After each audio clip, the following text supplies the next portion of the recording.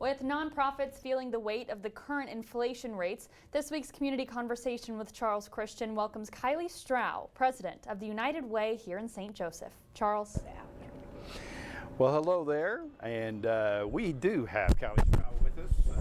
Let me fix my mic. From the United Way. Kylee, we're glad you're here, and tell us to the mission and the vision of United Way. Well, thanks for having me, and I think what drew me to the mission is just being able to help people. And some organizations help in a very specific way.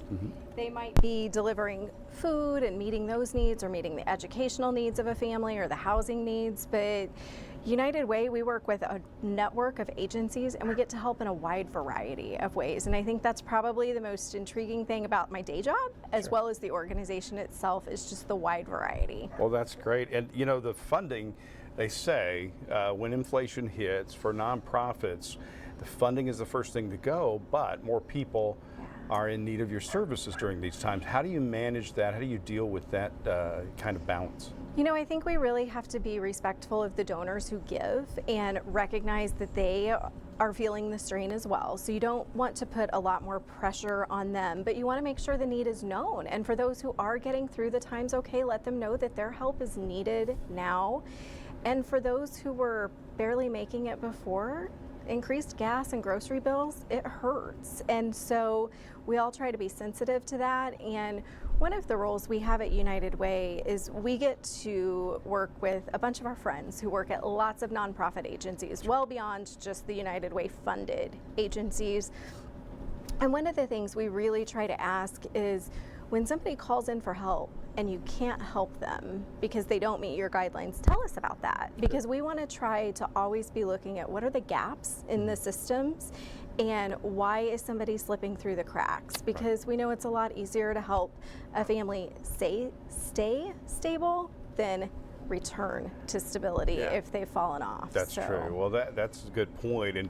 And so United Way acts very much in many ways like a conduit, kind of sending people to the right place, right? Yeah, that's exactly how I describe us. We're just a connector, we're a conduit. We don't do direct client service. There are social workers and therapists and educators out there doing that work at a variety of agencies, and we don't make all the money. We just try to be a vehicle that people can give to and through to make sure needs are met in the community. So we're just connecting those two things, and we're doing it all the time. And hopefully we're doing a good job of it, but we hope that the community tells us when we need to do better as well. Sure. Well, and some of those initiatives include things that are very specific to St. Joseph. I know some education initiatives, some job networking initiatives, things that people may not be as aware of. Pick a couple of those initiatives and tell us about those today. So, you know, I think one thing that people aren't very aware of is the Help Me hotline here in town, 816-364-1131. It is the first call for help.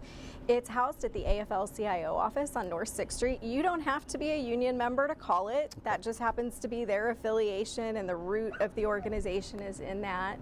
But they literally are instant assistance to get you directed to the agency where you're most likely to receive assistance.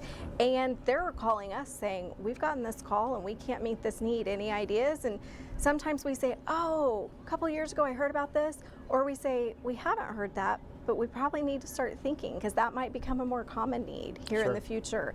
So I think that's a really unique thing. And then I think how our community works together on the system of early care and education is another thing that's pretty unique to St. Joseph.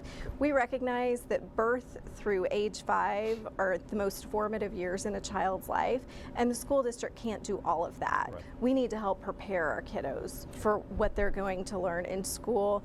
So working with Head Start, Community Action Partnership, private child care, parents who are keeping their children in their home, trying to create the environment where a child can thrive. That's great. Well, and what about the for-profit companies? I know there are companies that offer incentives for employees to give, for instance, or they offer other opportunities for employees to volunteer, to be involved. Tell us about that a little bit. So the workplace campaign is where United Way raises the majority of the funds that we're able to invest, and that's you and me giving a little bit through our paychecks at our workplace.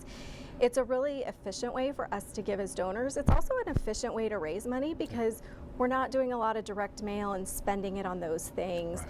And we have a little over 200 businesses and thousands of their employees who give to United Way each and every year.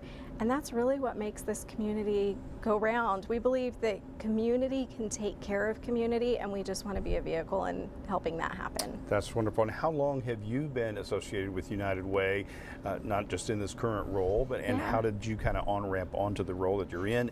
That's part one. And part two is, what are your hopes for the future as we kind of try to move out of the COVID, extra COVID alert kind of stuff? What are your hopes in regard to that? Yeah, so my first interaction that I remember with United Way was when I was in high school. I was part of a youth development program, and then I joined United Way 17 years ago this month. Started as the campaign director doing fundraising, and then was able to get a promotion after kind of watching under two leaders for 5 years. There was an opportunity to be promoted. So really enjoyed that. As we look towards what's next, I think we learned some really good things through COVID.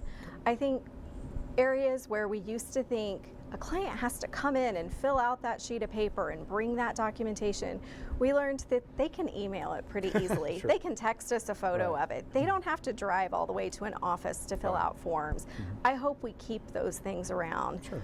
But I think we are ready to return to in-person things. We've been doing that cautiously.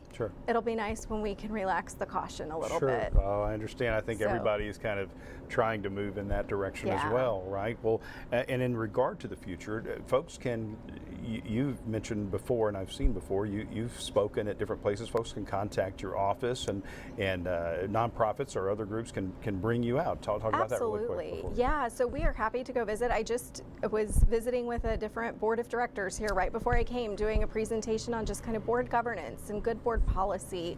We'll talk about needs in the community, but more than anything, we like to come out and listen, and we love to have people come into our office and tell us what's going on in the community, what do they see, so that we can think about how to address it. And we answer our phones 24 hours a day, 7 days a week. If you call at 2 a.m., I might not answer right then, but we'll call you back really soon. Oh, that's great. Call twice if it's an emergency. It'll wake me up. That's right. That's right. But we want an open door policy. We work at the mercy of the community. We work for the community. And the best needs assessment we can do is to keep our ears open and be paying attention. That's great. Well, we do appreciate that service, and we do thank you for joining us today. Kylee Strough is the president of United Way here in St. Joseph, and we want to thank her for coming, and thank you for being part of Community Conversations this week. Join us next week for another segment and another guest, and we'll have more news after the break.